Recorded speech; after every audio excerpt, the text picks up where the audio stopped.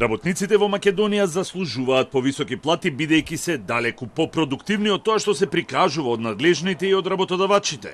Минимална плата од 500 евра е потреба, а не прашање. И законот за работни односи мора да се донесе во најбрз можен рок. Ова се ставовите на дел од синдикалните представници и лидери кои денес присуствуваа на фестивалот Текстилијада во Штип.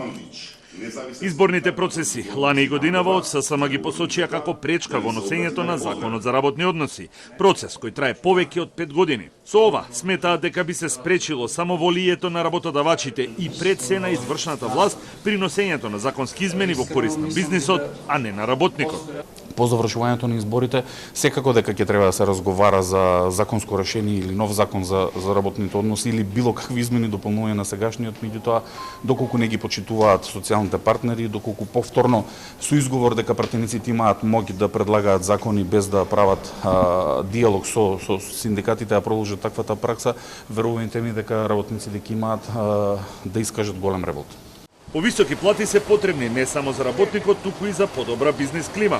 Според Трендафилов, бројките на статистика покажале дека кога растат платите, се отвараат, а не се затвараат фирми.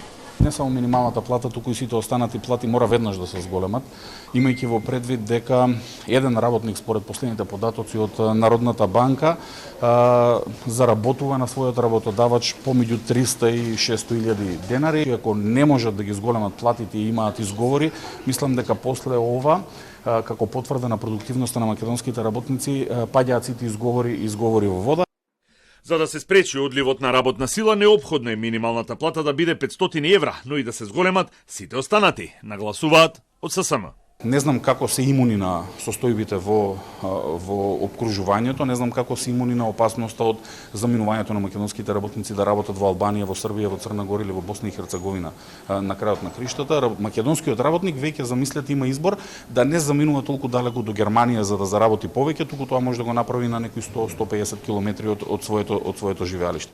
Синдикатите треба да бидат за работниците, а не за власта, и додека не се обединат, нема да има прогрес во борбата за права и минимална плата, сметаат дел од синдикалните представници. Гледаме едно раслојување на синдикатите, односно сега веќе 5 конфедерации имаме на синдикати, 5-та сила од која што сум јас дел, меѓутоа гледаме дека само ние два, ССМ и ние како 5-та сила, единствено сме за покачување на плати, за протести, за излавање и слично, додека останатите 3, како што можете да видите, ги нема никаде.